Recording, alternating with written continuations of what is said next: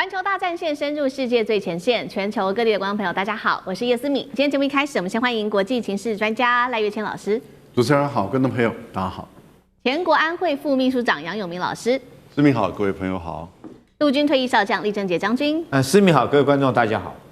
好，觀眾朋友，再次感謝呢，我們的節目昨天在這個大家的努力之下，非常多的網友上去留言，告訴我說你人在哪一個城市，並且幫我們按下熱推。今天一樣的持續呢，幫我們節目持續的拉票，幫助我們節目持續登上國際的熱搜榜。按下熱推鍵，或者是寫下熱推2個字，或者是寫下思敏我在紐約、巴黎呀，或廣東任何一個城市，我也會親自的留言幫大家做回復。那昨天統整了一下大家所在的城市，真的是非常非常多。有香港啊、東京啊，這邊看到廣東，還有台北，甚至是桃園。那麼也有人在巴西、東京等等，非常非常多的國家。謝謝大家都寫下了你的留言。今天呢，持續的寫下你的所在地，我也會來做回復。好，我們今天持續的要來關心到的是美伊的這一場戰事。現在呢，美伊雙方說要停戰，但是呢，雙方卻在偷偷的備戰嗎？我們看到美國的3航母這個時候群壓要進波斯灣之外。數千美軍根據了解已經要來做登陸待命了，空教師跟他的陸戰隊全面的推進。伊朗的方面今天會來看到他現在重整他的飛彈城，啟動衛星的監控，動員了數千萬的人來備戰。現在只差一個導火線嗎？今天就這些議題，我們會一起來做關心。3個火線話題，等一下我們也會請來賓特別幫我們做解答的。好，3航母，這是來自於美軍方面，還有數千的兵力正在往前推，但是現在卻爆出來說，這些士兵恐怕都是輕裝部隊。美國這一波攻擊是準備開戰，還是擺擺姿勢呢？他真的會打伊朗嗎？第二件事情，伊朗方面則是準備了他的飛彈城，把它維修好，還有拿到的是來自中國大陸的衛星，2400萬人喊說已經準備好簽下合約要上戰場。那麼伊朗現在是要進入一個長期戰的模式了嗎？美軍打不打得起這一場仗呢？今天我們也會來做關心。最後的是針對上一次的 F-15E 掉下來的這件事情，美軍不是出動了155架軍機就有一個人嗎？現在最新的衛星畫面也曝光了，大家在質疑說這一場行動是不是只是一個奪誘失敗的行動呢？還是只是一次救援翻車的現場？今天就這些議題，我們都會一起來做關心。好，趕快來看到美伊雙方現在軍力的集結非常的強大。我們來看到，首先是五角大廈這邊證實的，未來將會徵兵數千人，而且不排除了會擴大空襲，甚至會打地面仗。現在最新的消息是，布希號已經在非洲的附近了，那麼即將要進入中東地區，上面搭載的是6000兵力。如果再加上福特號、林肯號的話，到時候可是3航母一起壓境在中東了。那麼除了3航母之外，還包括了2棲攻擊艦群獅號也在做準備，跟第11陸戰遠征隊也在月底前就就位了。現在統計起來，2個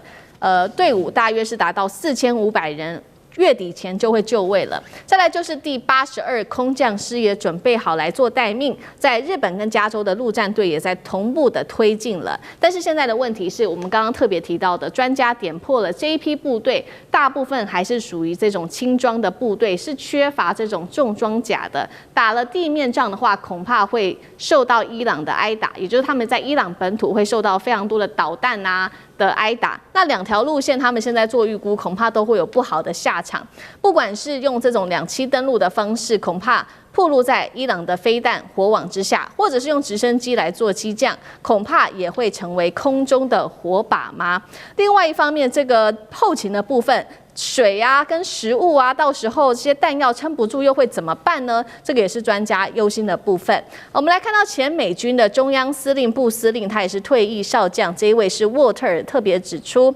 攻占哈格島如果無法建立好的一個保護網，將會隨時面臨無人機或者是來自於飛彈的襲擊。所以今天節目一開始，我們來統整一下美軍的3航母壓境，再加上它的兵力一路的加碼。但是主力如果是這種輕裝部隊，美軍這一次是真的準備要開打嗎？開打的話，拿得下伊朗嗎？還是會面臨哪一些困難？李將軍怎麼看？不可能開打，不可能有任何的地面戰啊。什麼叫做？我先解釋一下，什麼叫做輕裝？輕裝不是指說身上鋼盔比較輕啊，不是這意思，而是他部隊所編配的裝備哈是比較輕。那比喻來講，比如說重裝部隊，它的火炮可能是155口徑的榴彈炮，但是輕裝師他所編配的火炮可能只是1-2棟公里的這種迫擊炮哈。那再比如說他們這個攜帶的這種彈藥來講，數量也比較小，比如說裝甲車輛。那重裝師他可能用的是 M1 戰車，那輕裝師他可能用的只是悍馬車或者是輕型的這種人員運輸車哈。那當然這種裝備比較輕巧的裝備，體積也比較小，重量也比較輕，它就適合快速部署哈，就是我很快可以到達一個地方。比如說以美軍來講的話，他們常用的像這些輕裝部隊，很快的可以用運輸機在第一時間24小時就部署到第一時間部署它到全球他所望的地點，譬如說82空降師，他就是擔負這種任務。可是你這個部隊到那邊做了第一時間做了快速反應之後，你後面必須要有正規的重裝式部隊，然後持續的對你來支援才可以。第二個，我們看一下你剛剛所謂的後勤，你知道後勤有包括哪幾項嗎？簡單的講叫做補保運衛哈，補給品就有哪些補給品？光補給品我們軍中區分為10大類，其中最重要的幾類，譬如說是人員吃的糧食，那都很頓重性。第二個是這個彈藥類哈，那個你看那個彈藥那個頓重性是很大的。第三個是這個戰車或者是車輛要用的油料哈，這3個最重要。除此之外哈，這個另外還有譬如說是零附件，這個東西壞掉你總是要修吧，你這個潤滑油你總是要更換嘛哈，這個戰車跑一段時間你履帶總是要更換履帶塊吧，這些東西是補給品而已。那保修類呢，你打仗的時候一定有壞掉嘛，所以你一定要有保修部隊帶着這個扳手螺絲刀好之類去維修這些裝備，不然萬一裝備如果說損壞一輛，光掉一個螺絲，你可能就整個戰役就停掉了。你必須要有持續的維修能力哈。然後這個醫療來講也很重要，戰時的時候你必須要有醫療。我們都知道，在俄烏開戰的時候，那時候我們從一個跡象就看出來說，這個俄羅斯可能會動手，就是他很快的往前面去運送血漿，那個是醫療必須要用的東西。那最後來講，運輸很多種類啊，你除了說是各種運輸工具之外，最重要的是持續的這種補給線的運輸線的一個保持它的安全。那美軍現在他如果說從美國本土要到中東地區來打仗的話，他靠的是海上運輸線，那是非常脆弱的。就算是他從這個我們講的阿曼或者是這個波灣的這種這一岸南岸來講的話，要對北邊發動攻勢，那你這個也是要隔一個波斯灣，你這個運補線就會有問題嘛，就必須很龐大的運輸能量。那在我們講，如果說你現在包括我們現在看他所動的部隊，一個是這個陸戰隊，一個是空降師。空降師他的作戰任務特性啊，就是跳傘嘛，就很快我可以深入到敵人後方，對敵人的深遠後方造成威脅。但是他短板在哪裡？如果說他沒有很快的會師，地面部隊很快跟他會師來講，他在那邊就被包圍跟殲滅了嘛。那陸戰隊也是一樣，你可以搶占灘頭，搶占灘頭之後，也是要後續的戰力才可以進來。所以我覺得中央司令部這個退役上將他講的沒錯哈，他講的話也是我以前常講的。如果說你攻占哈格島，他說建立保護網哈，其實這個我們戰略觀念想法是一樣。什麼叫做他講的是保護網？我之前講的是什麼？建立灘頭堡，對不對？就是同樣一個理念，就是你要將這個地方能夠有一個安全的防護哈。那你這個安全防護以前來講的話，是在敵人炮兵的炮彈打不到距離。所以我們合理來推哈，如果說以2次世界大戰的標準，你最起碼要往前面推10公里，讓敵人炮打不進來。那現在這個如果說現在因為武器的精進哈，我認為說是伊朗來講，你看他對你這個灘頭陣地攻擊的力道，那一定是用無人機這些距離。那哈格島距離伊朗的本土哈，大概不到20公里，那都在它無人機甚至於輕型火炮的射程都可以打得到。那你美軍真的是登陸哈格島的話，你怎麼樣來這個站穩腳跟，都是很大一個問題。那你如果說空降部隊可能做快速反應是可以，可是要做長期的正規作戰來講的話，我覺得是絕對不足的。所以你只要看一個部隊哈，到底有沒有真心要打正規戰，其實會看的人是看他後勤部隊動了沒有。那我們到現在為止沒有看到美軍有動這個正規的後勤支援部隊。如果後勤支援部隊沒有動，我不認為美軍這時候他動用的這些部隊是準備要打地面戰。好，這個將軍特別幫我們從軍事角度做了一個很深入的分析，認為這一場地面戰美軍是不可能來做進行的。那另外一方面，其實呢，那美軍在上一次的救援行動中有沒有從中獲得一點教訓，然後進而才可能發動另外一場戰爭，這也是一個問題。這一次我們要來特別檢討的這一場戰爭，就是這一次的救援行動，也就是在4月3號那一天，觀眾朋友還記得嗎？當時我們特別報道說，美軍呢為了救一名被擊落的 F-15飛官，他當時出動了超過155架的軍機，大規模來救援，結果現在被指出根本就是一個重大的挫敗。這是最新的一個衛星照片曝光，來自 Airbus 說呢，當時在伊朗境內的機場跑道上面呢，畫面上我們也請導播 take 這張照片哦，機場跑道上面留下了美軍的飛機就是燒毀的一個殘骸。那根據了解，這個行動在收尾的時候，美軍它不只是炸掉了2架的運輸機，還有4架的直升機，所以後來被形容說，這不像是一個撤退行動，像是一個任務失敗之後的自毀行動。另外一方面，還有一個說法，就是他當時是為了去取這個濃縮鈾，但是這個計劃其實是被說是失敗的，因為他不需要出動這麼大的一個軍力哦。那來自於退役美軍特種部隊的軍官，這位是亞奎拉，他也特別表示，這場行動可以被視為是一個高風險行動。那大家問這個亞奎拉說，那這個行動是不是他當初其實是為了奪鈾呢？他也直接坦白說，就是那一項行動，但是這項行動失敗了，這是來自於他的最新說法。伊朗方面看到現在美軍的大軍壓境，我們也看到伊朗有最新的行動了。CNN 的衛星影像這邊特別顯示，伊朗正在快速的清理它的飛彈的基地，回收發射器也在重建它的飛彈城。那另外一方面，來自《金融時報》的報道，伊朗在2024年底就已經拿到中國制的間諜衛星了，能夠精準監控鎖定美軍基地。另外還有超過2400萬人已經登記，願意為伊朗、為這個自己的國家來做打戰。那賴老師怎麼看這一場戰爭？看起來是一觸即發了嗎？那麼伊朗他做了非常多的軍事上面的準備，也是為着下一場戰爭做準備嘛？老師怎麼看？伊朗沒有說因為停火的這個期間，他們就鬆懈了。很明顯呢，他們的備戰的姿態更高。這個最主要就是因為他們有2次被美國人騙了，一次就是去年的6月，還在談判中，美國人就對伊朗發動奇襲，12天的這個轟炸，這個伊朗第一次上當。那第2次上當就是今年2月28號的一個被攻擊。所以對伊朗來說的話，他們又開始認為你又要恢復談判，那是不是想利用談判我們鬆懈的時候，你又對我發動這個奇襲？所以伊朗並沒有說因為你在停火談判的期間我就鬆懈，沒有，他們反而更積極的動員備戰。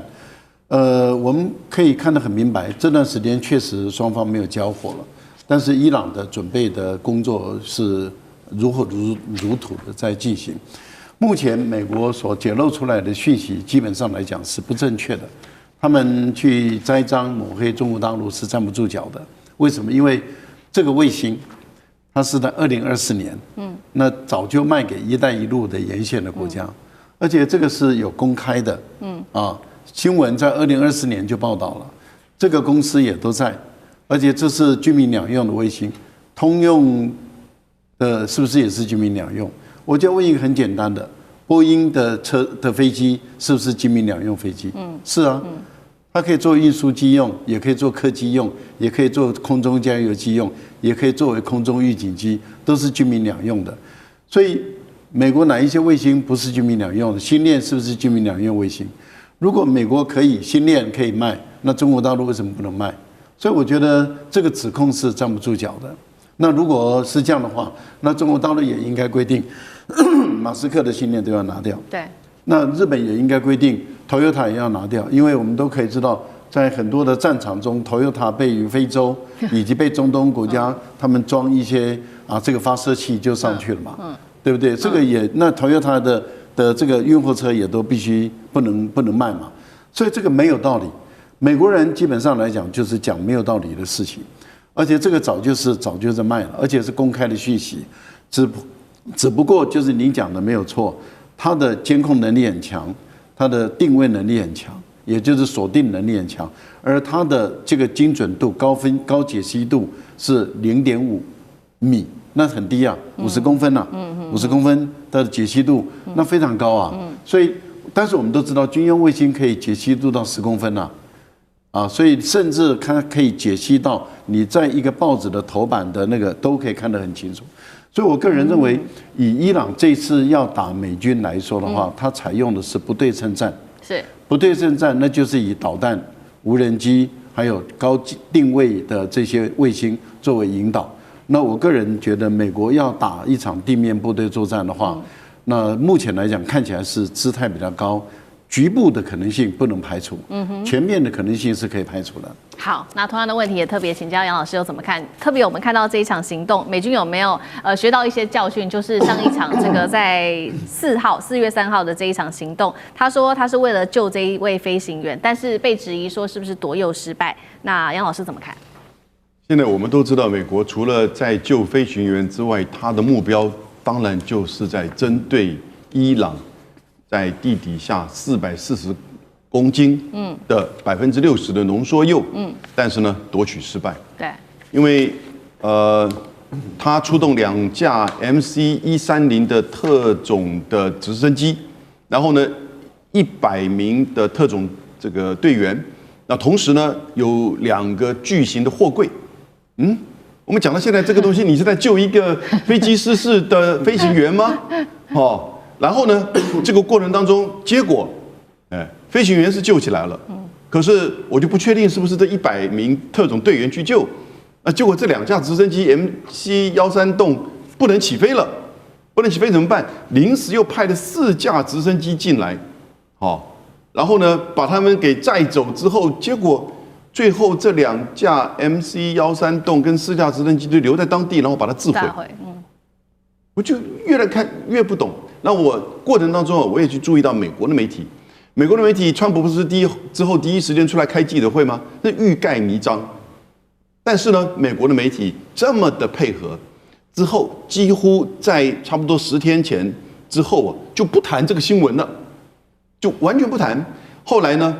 陸續你剛剛提到有就是一些戰略專家、軍事專家，有一位很有名的，現在已經90歲。德州出生的前共和黨眾議員叫 Ron Paul，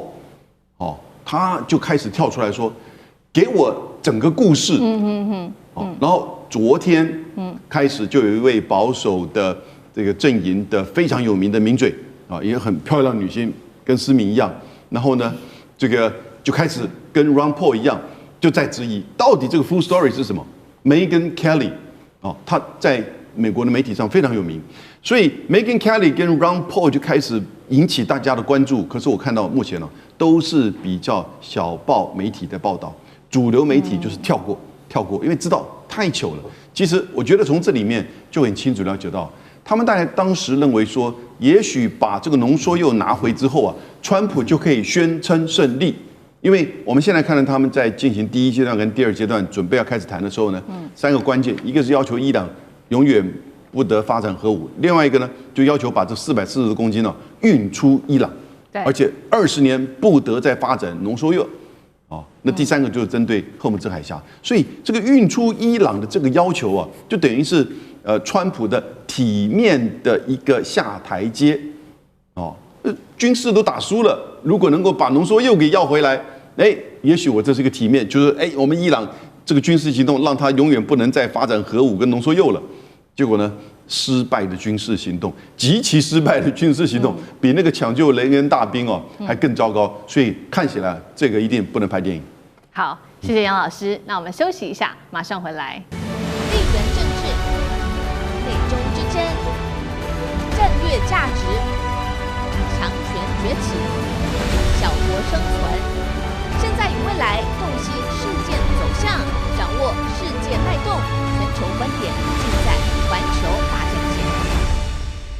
好，接下來特別關心到的是伊朗的戰力。現在我們要來做一個大解鎖，這背後是不是有中國大陸，尤其是40年來在軍事上面的一個軍練行程，包括有在衛星上面等等撐腰呢？那美軍方面在這一場戰爭則是面對到現在的一些問題，包括了它的情報斷裂，還有防空失靈跟彈藥短缺等等。今天就這些議題，我們會帶觀眾朋友一起來做深入的分析。今天3個火線話題，同樣我們會請來賓特別幫我們做解答的。我們等一下會稍微回顧一下中國在這40年來跟伊朗在軍事上面有哪一些給他的協助建立的軍事鏈，再加上衛星的支援，讓伊朗的飛彈情報打擊能力可以全面的提升。這一場衝突，美軍要面對的只是伊朗嗎？還是有整條的這個軍事鏈在背後供應呢？第二件事情，我們會持續的來關心是伊朗重建哦，在這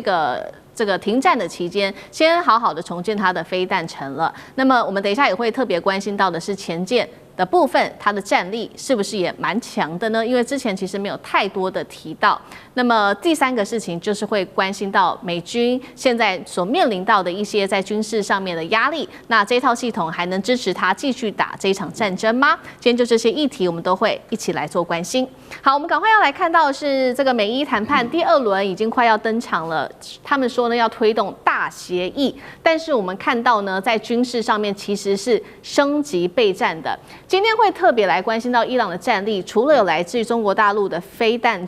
中國大陸的衛星之外，還有飛彈的這個提供它的材料，還有在這個海上拒止也是重新的都建立起來了。我們先特別來看到的是最新曝光顯示，伊朗呢其實在2024年底的時候就已經秘密的掌握了一顆來自於中國的間諜衛星。等一下我們會特別來看，說這一種衛星呢是可以非常精準的監控並且鎖定美軍的許多基地，不管是在沙烏地阿拉伯或者是約旦、巴林的美軍第5艦隊總部，甚至伊拉克的相關設施，會全面的可以來做監控。我們來看到這一顆衛星的一些特別的小細節哦，像是它的畫素的解析度其實是非常高的，達到0.5公尺，可辨識包括了這些戰機啊、車輛、基地設施，進行精準的目標鎖定，甚至是戰損也可以做一個比較完整的評估。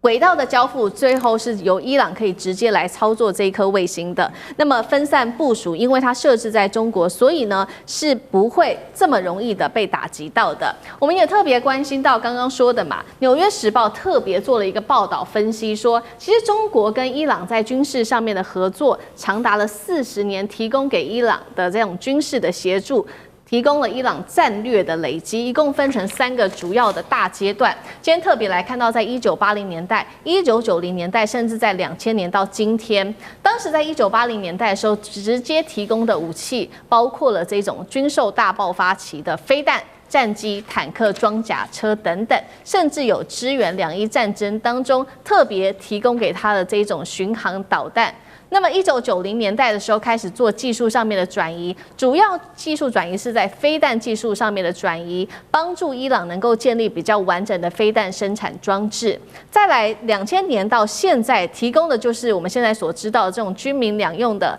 零件了，包括了飛彈的燃料、無人機的零組件，還有衛星資訊的這一種各種支援等等哦，這是來自於中國大陸方面提供的幫助。但是呢，其實我們比較少提到的還包括伊朗現在在重整它的戰力。CNN 的衛星影像特別顯示，它正在修補它的衛星的這個飛彈的發射能力之外，它就是要進行第2次的打擊。而伊朗還有一個秘密武器，今天要來看到就是它的潛艦了。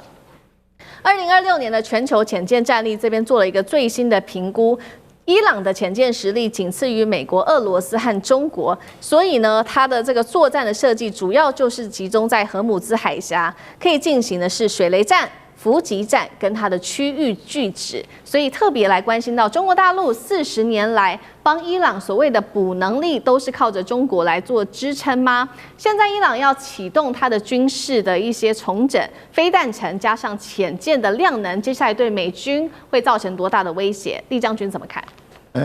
中國對伊朗的幫助啊，就是我們經常聽到一則故事，你要幫助一個人，到底是給他一條魚，還是給他一個魚竿？那我認為中國給伊朗的就是一個魚竿，讓他自己之後來講的話，他自己可以自力更生。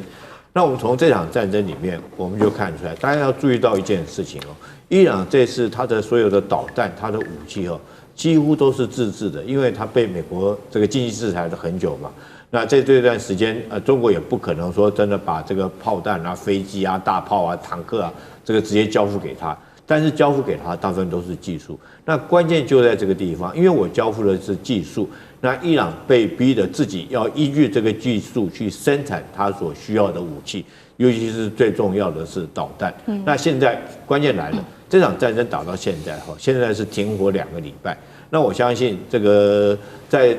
前面這個40幾天的戰爭裡面哈，這個伊朗它很多的武器應該受到美國跟以色列空襲遭受到損害哈。我剛剛有講這個所謂後勤啊，除了補給品之外，還有一個保修能力很重要。那現在關鍵為什麼伊朗現在美國會忌憚呢？因為它自己有保修能力，它東西這個飛彈是我自己造的，我現在損壞了，我當然自己會修哈。所以中國那時候給他這個技術提供，重點是在這個地方讓他自己能夠修。那自己能夠修對戰力維持有多大呢？我舉一個戰史給各位聽哈，在2次世界大戰的時候，美國有一艘航空母艦哈，叫約克鎮號，它在珊瑚海那場戰役裡面，在澳洲的北邊珊瑚海那場戰役裡面，跟日軍打了一個平手。但是他那條約克鎮號這個甲板被日軍炸了一個大洞。那日本後來就研判這條航空母艦一定要回美國本土去維修嘛，那不可能去中途島去參加中途島戰役，所以日本就少判斷了戰略判斷，就少判斷了這一艘約克鎮號航空母艦的戰力。但是你知道美軍有多強嗎？他那時候因為他是航空母艦，所以他的這種工程師還有機件還有零附件，直接從美國本土坐了飛機降落在這艘航空母艦上面，一邊趕赴中途島趕赴戰場，一邊去修，就到了中途島這個戰役開始的時候，他航空母艦已經修好了。這就是戰場上面後勤維修能力的重要，它馬上可以提供它最快速的一個持續的一個戰力的保障哦。那我們現在看看伊朗，如果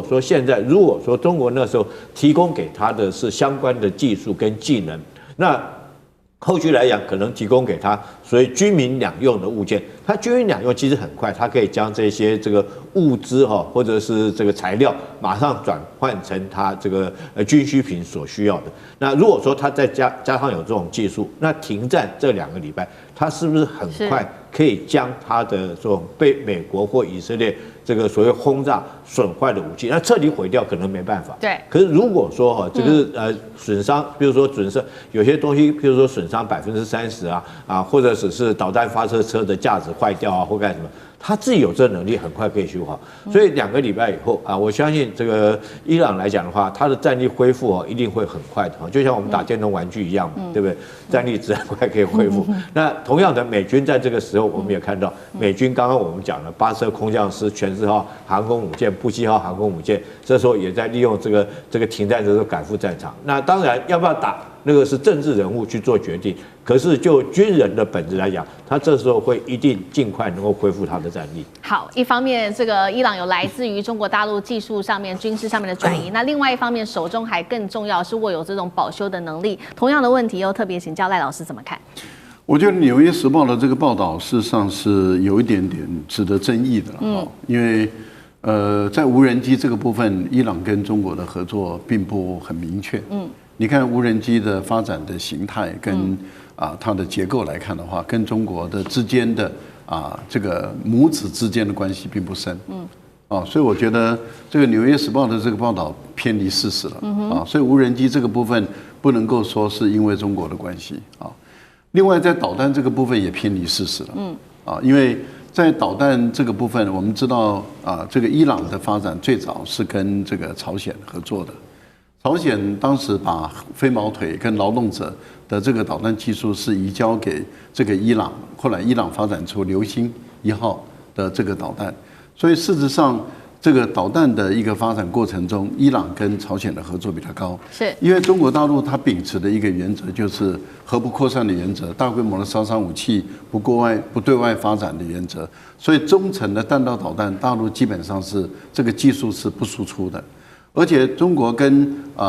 拉丁美洲跟阿拉伯國家的關係，它跟海灣國家，例如說不管是跟沙特阿拉伯或者是跟阿聯酋等這些國家的發展，事實上它的緊密度不會低於跟伊朗的緊密度。事實上是它跟這些國家發展的好，就是關係更好，比跟伊朗的關係更好。所以我覺得現在是因為戰爭打起來了以後，那《紐約時報》它本來就是仇中反中恨中的媒體嘛，那他就這個作者本身也沒有具體的資料，也沒有具體的事實，就把你戴帽子戴上去了。那戴上去它不符合事實，因為我剛剛講的就是說，在導彈技術裡面，我們看到比較多的是它跟朝鮮的關係，它提供給朝鮮所需要的石油，然後朝鮮把導彈的技術提供給這個伊朗。而且你看到在中程導彈裡面也是如此嘛，所以我覺得這個是沒有什麼道理的一件事情，只是說，以目前來看的話，中國大陸由於跟伊朗的關係是在後半段的時候越來越好的情形下，你看伊朗到最後的時候，他連殲10C也沒有向中國買啊。在奧巴馬時代，中國大陸幫美國幫伊朗解決了伊朗的這個核問題的時候，伊朗轉過頭來就朝這個德國跟法國來看，所以我覺得這個報道是有問題的。好，那另外一方面，我們也來解析一下，那美伊戰爭打到現在了，那現在美軍的戰損的部分，因為現在直接是來自於美國內部被點出有3大隱憂，那這3大隱憂包括了這個情報系統的破碎、防空體系的吃緊，尤其是無人機，那麼另外就是後勤跟供應鏈的壓力，來自於愛國者飛彈的交付延遲，而且這些波灣國家自己也開始很緊張了，開始尋找一些替代的防空方案。楊老師怎麼看？美國這次的軍事行動是失敗的，很清楚，它沒有造成伊朗的政權更替，真的沒有了。這個爸爸死了，兒子接着就不叫政權更替。然後呢，伊朗的軍事也沒有失敗，也沒有投降，美國也沒有進行全面的攻擊，更沒有奪島戰爭，美國也沒有掌控讓現在美國非常難堪的荷爾姆茲海峽。那在軍事上真的是蠻失敗。但我們剛剛講的是戰略目標，可是軍事行動上呢，其實美國過去就是依靠大型的轟炸，然後呢，以及可能登陸的作戰，可是你現在看到46年來，美國對於伊朗的制裁圍堵，他不敢去打，因為他知道，伊朗擁有地理上的優勢，它是一個高原堡壘，然後伊朗後面發展的彈道飛彈。伊朗在地形上很容易去控制影響荷爾姆茲海峽，就沒想到川普就真的動，你真的動去斬首，你要想到後面的軍事行動啊，那這個軍事行動就暴露出美國現在在軍事行動上的問題。第一個，你就是整個情報系統被人家第一時間，你的鋪路爪雷達就被炸掉了，對，你的海軍基地也被炸掉了。然後呢，你在防空系統上，你的薩德飛彈、愛國者飛彈。其實之前伊朗跟以色列在幾次的交換飛彈跟無人機的時候，就是證明如此。那現在美國在海灣地區所設的這一些防空措施，通通被炸掉，第一時間。然後呢，供應鏈就更糟糕。本來在俄烏戰爭上面，他就已經非常吃緊，他自己制造的能力就很開始薄弱。那很多國家，包含像是台灣，這個交不出來，然後現在碰到最大的問題，稀土不夠，做不出來，那這個時候呢，它就受限於這整個供應鏈的系統的這種窘境，所以反而使得美國就是因為這些因素，他也就是說，那我們就不打全面戰爭，就他也无法去進行全面戰爭。現在就證明說，你擁有750個全球的軍事基地，在中東至少都有主要的17個海軍、空軍的基地，可是呢，你真正在軍事上的效用如何？你不能只是把它來做耀武揚威的這種所謂炮艦外交的這種展示。你真的打的時候，結果被人家看穿手腳。所以呢，他將來在這個戰爭之後，美國的全球性的軍事的地位會受到很大的質疑跟修正。好，同樣的問題，最後1分鐘，可不可以請酈將軍也帶我們看？我覺得美軍來講不只是情報系統斷裂，管制手段也失靈哈。你看這個 F-15E 戰機在這個伊拉克上空被友軍擊落，其實這是管制手段哈。戰場上面我們講究很多的管制的方法，比如說是最簡單的在地圖上面畫戰鬥地境線，那就是管制手段，甚至於畫這個火力協調中心這都是一些管制的手段。但是我們看到，因為美軍這一次他要聯合波灣地區的这些國家共同來跟伊朗作戰那他自己，我相信以美軍來講這個圖像整合系統，它有。我們稱之為 Link 22它有這個系統，但是只限於美軍自己用。可見呢，美軍並沒有協助他這些友邦國家，包括到阿聯酋、卡達這些國、科威特這些國家，共同來建立這個資訊系統的分享，以及共同來使用，才會造成說是他沒有辦法對這些友邦的國家來實施共同管制。那友邦國家所收到相關的情報也沒辦法及時提供給他。我覺得是這方面斷了鏈就是管制手段斷鏈。但是就美軍自己來講的話，我相信這個他自己本身來講的話，整套系統應該是建制很完整的了，包括我們都希望能夠跟美軍買到這一套系統。對。但是美軍現在也沒有將這套系統提供給我们，所以聯盟作戰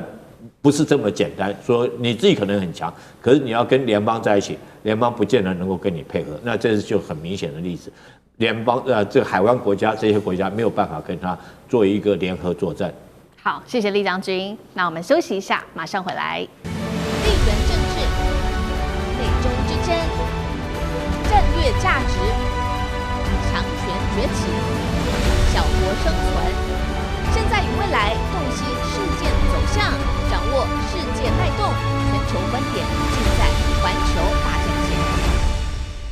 好，美伊戰事接下來的衝突怎麼解決呢？沒有想到這時候美國跟伊朗都搶着要討好中國大陸那荷姆茲的海峽命脈之後會由誰來決定呢？難道會落入在北京手中嗎？今天也會特別來關心到美制的武器設備爆出有後門，全球現在對美國的信任正在崩盤當中。我們趕快來看到這個美伊的最新局勢，有一個很奇怪的畫面。川普在這時候公開的喊話，他說呢，要為中國大陸打開荷姆茲海峽。接下來說這個，如果舉行了這場川習會的話，他說習近平一定會給我一個大大的擁抱。好，這是來自於川普的最新說法。伊朗方面呢，同樣是跟中國大陸這邊也有了一些建立關係。在這個時候呢，我們看到伊朗跟王毅特別是通上了電話，那麼也立刻的釋出善意了。接下來伊朗說了，他會考慮來開放單側的通道，在荷姆茲海峽這邊可以開放單側的通行。兩方都在對伊朗示好，似乎是認為說中國大陸可以成為現在唯一有能力可以停戰的一個關鍵的國家了嗎？賴老師怎麼看？當然是因為現在態勢很明白了中國大陸完全有實力、有能力跟美國對抗。而且呢，有實力來影響相關的國家，包括伊朗在內。而中國的態度很簡單，反對赫爾木茲海峽是封控的但是中國大陸知道為什麼赫爾木茲海峽會被封鎖，那是因為美國跟以色列是違法的這個違背戰爭正義的去攻打伊朗，所以伊朗是不得不封控這個海峽。但是問題就是大陸跟海灣國家的關係也非常的好，所以大陸已經告訴伊朗說，你還是要考慮海灣國家相關的他們的需求，還有國際間的需求。那伊朗清楚的知道，如果說沒有大陸的支持，它的經濟會陷入崩潰，然後它的戰爭也會打不下去因為它還是需要很多戰略的物資，這些也都進行不下去。那本身伊朗有參加中國所領導的幾個組織，包括上海合作組織，包括金磚組織一個是經濟的、貿易的，一個是區域安全的。這兩個組織，中國大陸都有巨大影響力。更重要的地方是，大陸跟俄羅斯的關係是非常緊密，所以他對朝鮮也有相當大的影響力。那在這個情形下，伊朗他當然要尊重、考慮中國的看法。但是中國不會強人所難，中國也提醒伊朗，我知道你的處境，我也知道你的難處，但是你哪一些地方可以調整，你也可以很明顯的看到，最後能夠讓伊朗的代表團最高的領導人之一，也就是國會的議長，跟美國的國會的議長，也就是兼副總統，或者副總統兼國會議長，也就是議長跟議長之間的直接的對話，是這個大家都知道，背後的最後的推手就是來自於中國大陸。而巴基斯坦能夠有這麼亮麗的表現。那也是因為中國大陸挺巴基斯坦，然後中國對於這個沙特也好，對於埃及也好的影響力也都夠，因為中國跟阿拉伯世界、阿拉伯的聯邦阿拉伯的俱樂部，他們的關係非常好。中阿的每年的固定的會議都會，要不就在中國召開，要不就是在埃及召開。所以我們都很明確的看到，中國大陸現在對中東地區的影響力，那今非昔比啊，完全是不同的。所以對美國來說，一個具有這麼大影響力的國家，它介入了，美國要不要在乎？要。那美國如果完全不顧中國的意見的話，中國如果真正提供武器給伊朗，那伊朗的打法就不是今天的打法了。而且坦白說，我如果是中國大陸了，我怎麼不想我的武器在這個實際的戰場中來練一下？當時印度跟巴基斯坦已經讓我的武器揚眉吐氣了。我的武器如果能夠由伊朗來把美國打得一塌糊塗的話，我的武器在國際間啊，絕對是好賣得不得了啊！而且經過戰場洗禮的武器，我的調整那能力就更強了。那未來中國的武器完全碾壓美國，美國還怎麼跟中國大陸作戰？所以我如果是大陸，我是巴不得把我的武器送到伊朗那邊去跟美國好好較量。我覺得美國還是會擔心這一點的。好，現在美國跟伊朗雙方都把這個能不能停戰的一個希望的關鍵的協調力都放在中國大陸的身上。但是如果說到現在都還沒有辦法停戰的話，其實呢，美國也很緊張。所以呢，最新他又喊話了。我們來看到美方怎麼說，然後伊朗方面怎麼說。先看伊朗哦，伊朗說呢，一旦談判破裂的話，接下來他的想法就是說，他要攻擊3大水域，可能會採取行動，包括了紅海、波斯灣跟阿曼灣，這可是全球的運輸能源的很重要的命脈。楊老師怎麼看？其實講3大水域，其實就是2個海峽，一個就是赫爾姆茲海峽，它是連接波斯灣跟阿曼灣，也就是往外是印度洋；另外一個呢，就是紅海的曼德海峽，那個是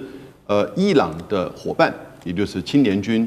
胡塞組織在也門，它可以去針對曼德海峽進行騷擾，那甚至封鎖。那它就連接紅海，紅海再出去就是蘇伊士運河、地中海，然後到這個印度洋。所以這2大海峽，它現在會不會？赫爾姆茲海峽它已經是封鎖，從戰爭開始到現在，那是談判的焦點。曼德海峽會不會？現在美國因為從4月13號開始針對伊朗所有的港口進行封鎖，那所以呢，伊朗就這個說我要反制你。除了赫爾姆茲海峽之外，如果你再繼續封鎖我的話，我就要開始要求胡塞組織去封鎖曼德海峽。那胡塞組織其實以前有騷擾過曼德海峽，在那個就是加沙戰爭的時候，那個時候呢，各國尤其是美軍開始在做反擊，那所以那個時候同時伊朗跟以色列也有一些飛彈的這種就是相互的攻擊，但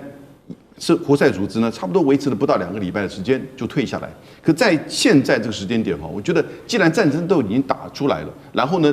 美伊都已經完全的對立，赫爾姆茲海峽的封鎖會不會擴大，產生一個就是連鎖的效應？那這就是一個大的問題。它可不可以做到？我覺得它可以做到，成效多少，這是一個問號。因為後續伊朗如何能夠有效的提供相關的軍事飛彈給這個胡塞組織，這個問題，但我們現在不確定哦。胡塞組織說不定它本身的飛彈也有一定的這個儲存量，就跟過去我們對伊朗的評估一樣，所以這是一個可能的反擊。美國要去封鎖伊朗的這個港口。那赫爾姆茲海峽的封鎖，我們現在看到問題針對油氣、大宗物資。全球20%，尤其是20%裡面的80%是送往亞洲，其實對亞洲的能源的衝擊遠大於其他的衝擊。那對中國大陸反而是小的。那因此，你看從日本、韓國、台灣到整個東南亞，衝擊都很大。我們台灣連塑料袋都買不到了。對。那曼德海峽呢？它如果封鎖的話呢，受了騷擾，那就跟以前一樣，它走到非洲的南端，會增加大概10天到14天的航程，但它不是只有時間增加、保費增加，它會產生供應鏈的骨牌效應。也就是說，它的前提是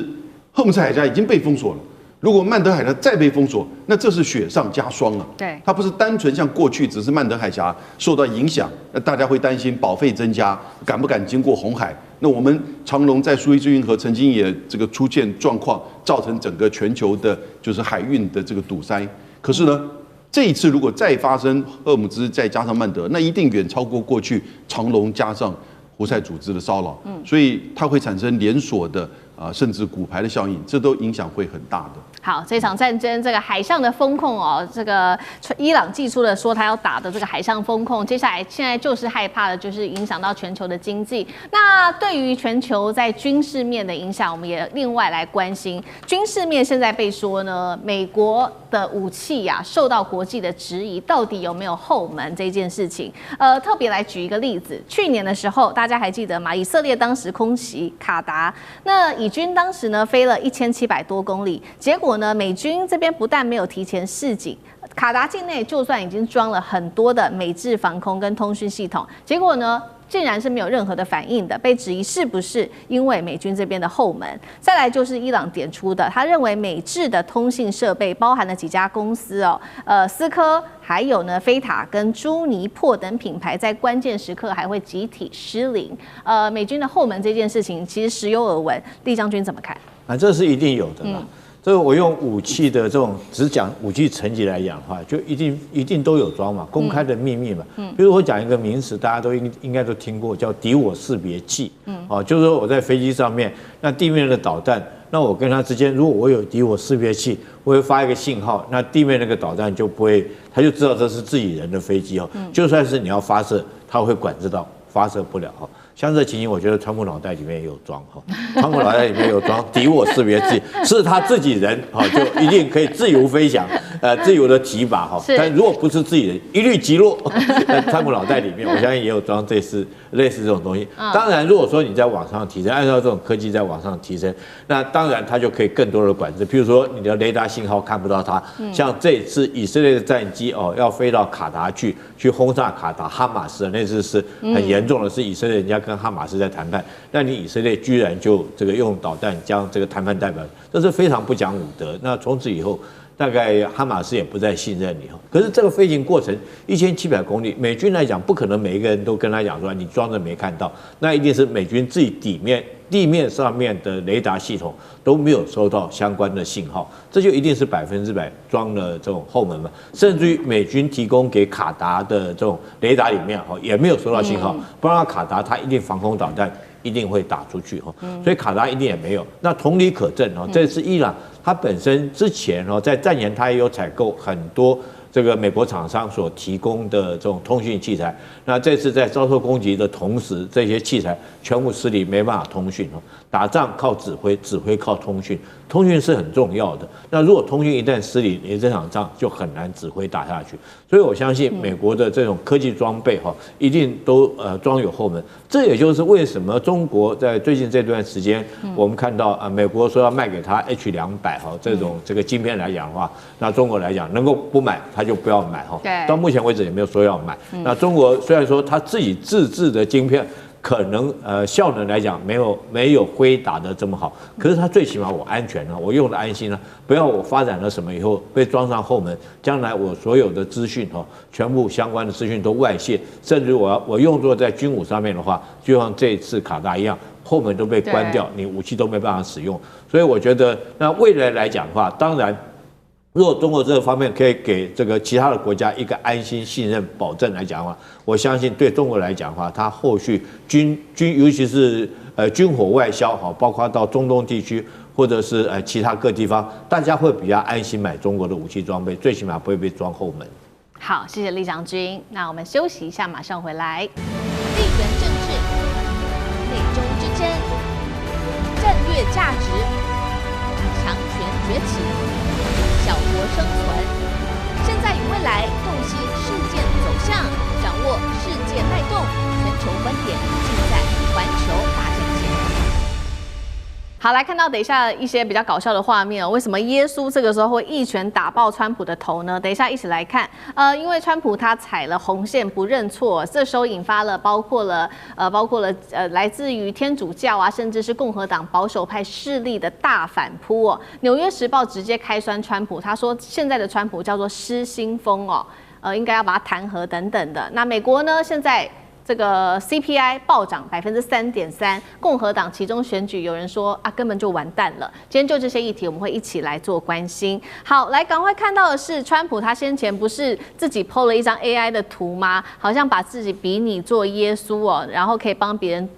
治病。那當然了呢，後來他就覺得這個引爆了太多的爭議，就自己把這個畫面給直接刪除掉了。那他說呢，激進左派的瘋子可能不喜歡這個，因為他後來又做了另外一個圖，他認為他自己就是一個醫生。但是呢，他說他們這些左派瘋子可能不喜歡，但我覺得這樣是很不錯的。結果呢，伊朗方面是立刻又生成了另外一張圖片，這張圖片呢是川普的背後有一道光，那這光呢就是耶穌自己下凡。耶穌下凡之后，用他的手就打了一下川普的頭，把他打爆哦，说醒醒吧，然后呢，把他推向这個充滿岩漿的地獄之中。許多的反川普人士看到這張照片，就覺得說，哇，你這伊朗呢，把這圖片實在做得太生動，做得太好了。那確實，現在呢，美伊雙方呢，在網絡上面掀起了各種的論戰，並且呢，就是做成了各種的動畫片。來自伊朗這邊也特別做了一個類似這樣子的一個圖片，是以樂高來發布呢，對於這一場攻擊，伊朗持續的狂轟這個美國，嘲笑美國的這一場攻擊。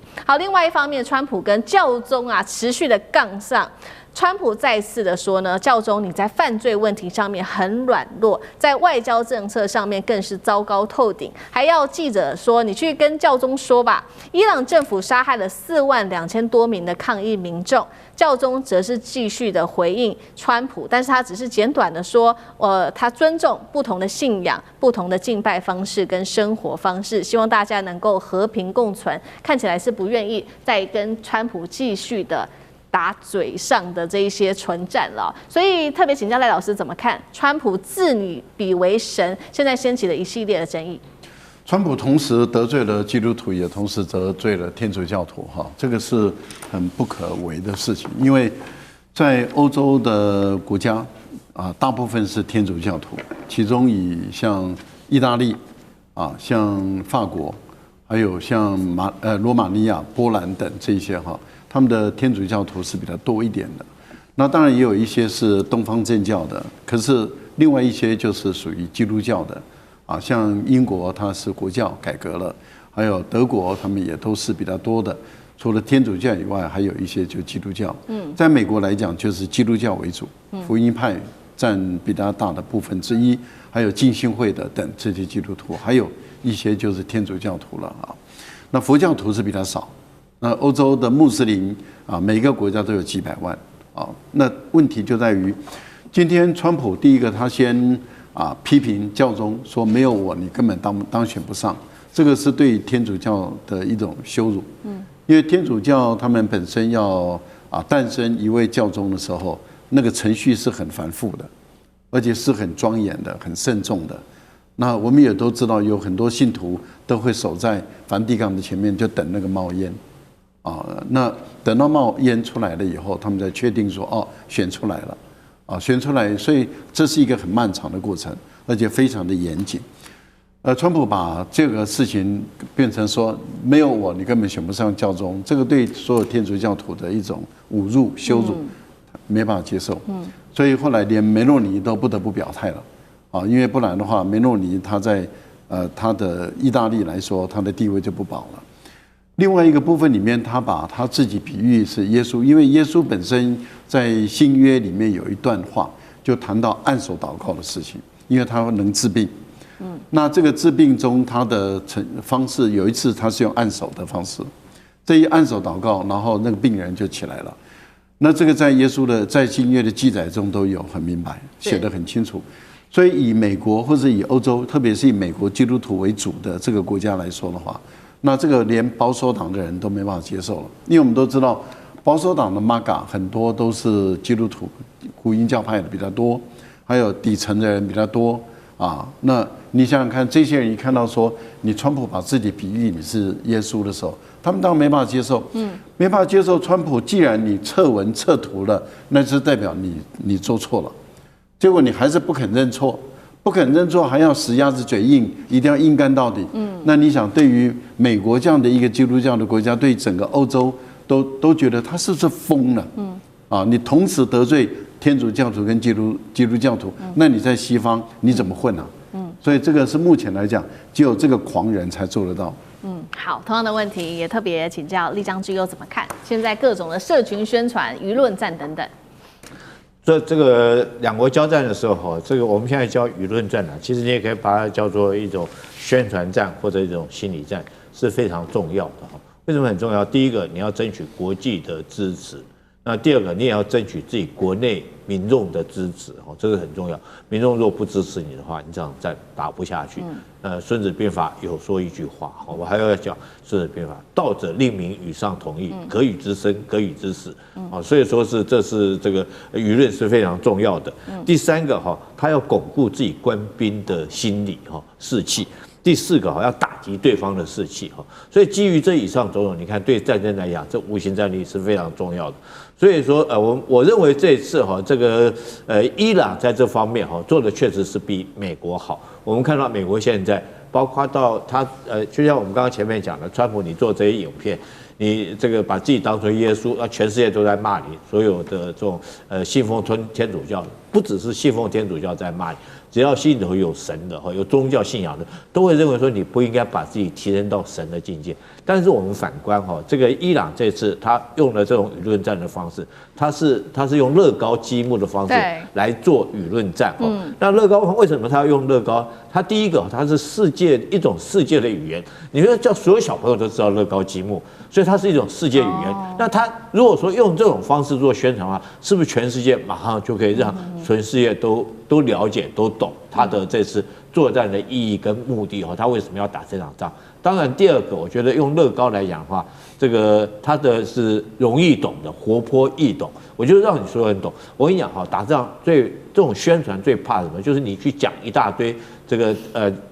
一大篇的道理，一大篇的學問，其實一般老百姓沒有時間給你聽那麼多，也沒有，除了是專業的學者會去研究。可是，一般老百姓他只要聽的是淺顯易懂的最重要。所以我認為這個伊朗這次他用電影、用 AI 的方式用樂高積木的方式，他除了能夠變成一種全世界共同的語言，也讓全世界很快能夠懂，甚至於他自己民眾也很快能夠接受。我覺得這一次對美國來講，在輿論戰方面，很明顯的，美國這方面是輸了一截了。由於是說這個一正一負之間我們看到川普自己搞這麼一出，我覺得你不只是輸了你自己官兵，你全世界也都輸了。好，現在這是來自於美伊雙方這場戰爭打下去，現在看起來輿論戰則是也是越打越起勁哦。另一方面呢，在這個時刻，《紐約時報》就開始說了，他們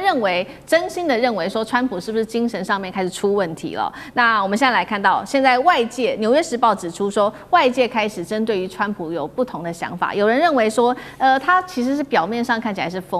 瘋狂的，但是他事實上是精明的。還有人認為就是說，他就是真的瘋了，不用去想其他的選項。那民主黨也說呢，主張應該考慮啟動憲法第25條的修正，以失能為由來解除川普的職務。連共和黨內部也開始出現了非常多反川普的聲浪。再來看到美國最新的經濟數據受到這場戰爭的影響 ，CPI 年增率3.3%，較上月又在增加，能源成本暴增10%，汽油價格年增20%。楊老師怎麼看接下來的共和黨選舉，還有川普會害死全黨嗎？先講經濟層面沒有錯，它這個 CPI 現在公布出來是3.3%，可是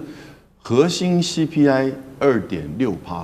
核心意思就是扣掉糧食跟能源